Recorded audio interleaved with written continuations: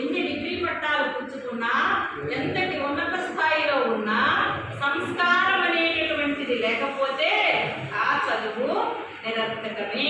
అది ఎలా అంటే ఒక చిన్న మాటతో మనకి పోల్చి ఉదాహరణ రూపంలో చెప్పారు. ఎలా అంటే ఉప్పు లేక రుచి పుట్టగా నేర్చున్నట్టయ్య భాస్కరా.